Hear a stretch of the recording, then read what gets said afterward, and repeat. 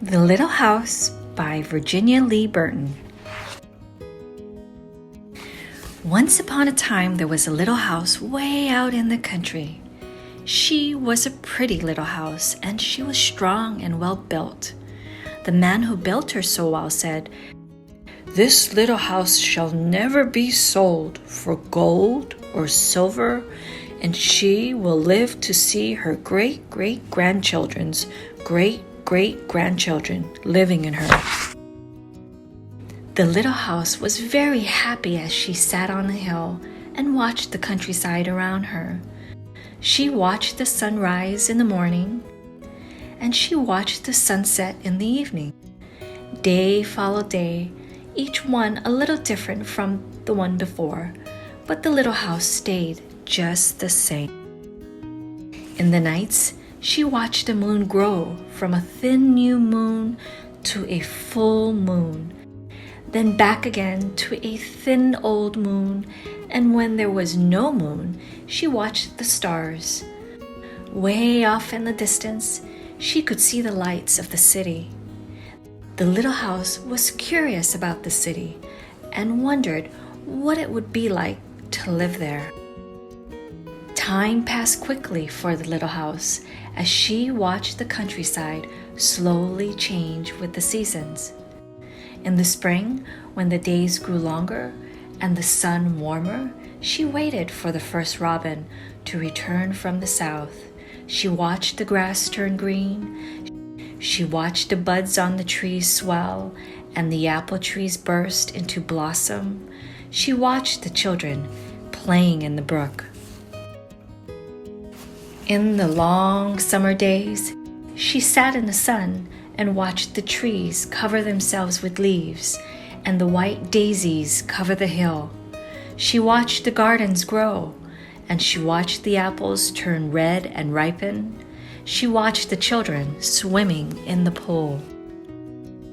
In the fall, when the days grew shorter and the nights colder, she watched the first frosts turn the leaves to bright yellow and orange and red.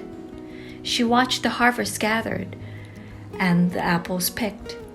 She watched the children going back to school. In the winter, when the nights were long and the days short and the countryside covered with snow, she watched the children coasting and skating. Year followed year, the apples grew old and new ones were planted. The children grew up and went away to the city. And now at night, the lights of the city seemed brighter and closer. One day, the little house was surprised to see a horseless carriage coming down the winding country road. Pretty soon, there were more of them on the road and fewer carriages pulled by horses. Pretty soon, along came surveyors and surveyed a line in front of the little house. Pretty soon, along came a steam shovel and dug a road through the hill covered with daisies. Then some trucks came and dumped big stones on the road. Then some trucks with little stones. Then some trucks with tar and sand. And finally, a steamroller came and rolled it all smooth, and the road was done. Now the little house watched the trucks and automobiles go back and forth to the city. Gasoline stations, roadside stands, and small houses followed the new road. Everyone and everything moved much faster now than before. More roads were made, and the countryside was divided into lots. More houses and bigger houses, apartment houses, tenement houses, schools, stores, and garages spread over the land and crowded around the little house. No one wanted to live in her and take care of her anymore. She couldn't be sold for gold or silver. She just stayed there and watched. Now it was not so quiet and peaceful at night. Now the lights of the city were bright and very close, and the street lights shone all night. This must be living in the city, thought the little house, and didn't know whether she liked it or not. She missed the fields of daisies and the apple trees dancing in the moonlight. Pretty soon there were trolley cars going back and forth in front of the little house. They went back and forth all day and part of the night. Everyone seemed very busy and everyone seemed to be in a hurry. Pretty soon there was an elevated train going back and forth above the little house. The air was filled with dust and smoke, and the noise was so loud that it shook the little house.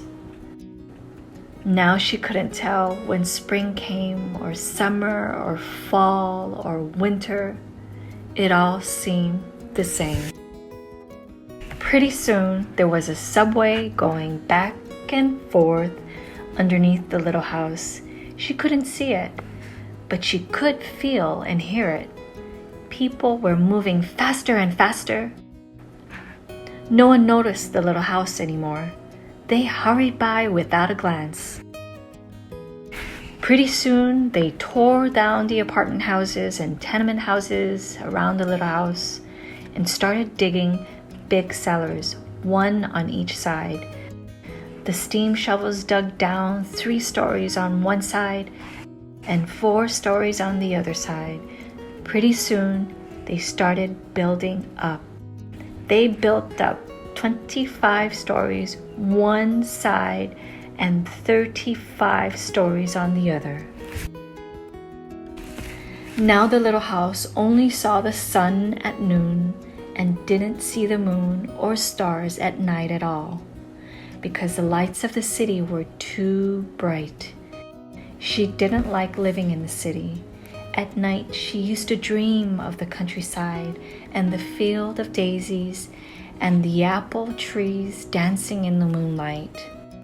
The little house was very sad and lonely. Her paint was cracked and dirty. Her windows were broken and her shutters hung crookedly. She looked shabby, though she was just as good a house as ever underneath. Then one fine morning in spring, along came the great-great-granddaughter of the man who built the little house so well. She saw the shabby little house, but she didn't hurry by. There was something about the little house that made her stop and look again. She said to her husband, "That little house looks just like the little house my grandmother lived in when she was a little girl. Only that little house was way out in the country, on a hill covered with daisies and apple trees growing around." They found out it was the very same house, so they went to the movers to see if the little house could be moved. The movers looked at the little house all over and said, "Sure, this house is as good as ever. She's built so well, we could move her anywhere." So they jacked up the little house and put her on wheels. Traffic was held up for hours as they slowly moved her out of the city. At first, the little house was frightened, but after she got used to it, she rather liked it.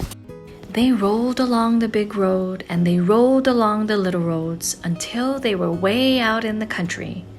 When the little house saw the green grass and heard the birds singing, she didn't feel sad anymore. They went along and along, but they couldn't seem to find just the right place. They tried the little house here and there. Finally, they saw a little hill in the middle of a field and apple trees growing around it.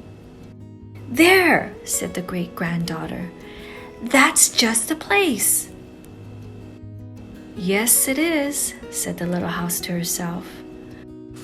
A cellar was dug on top of the hill, and slowly they moved the house from the road to the hill. The windows and the shutters were fixed, and once again they painted her a lovely shade of pink. The windows and shutters were fixed, and once again they painted her a lovely shade of pink. As the little house settled down on her new foundation, she smiled happily. Once again, she could watch the sun and the moon and the stars. Once again, she could watch spring and summer and fall and winter come and go. Once again, she was lived in and taken care of. Never again would she be curious about the city. Never again would she want to live there. The stars twinkled above her. A new moon was coming up. It was spring, and all was quiet and peaceful in the country. The end.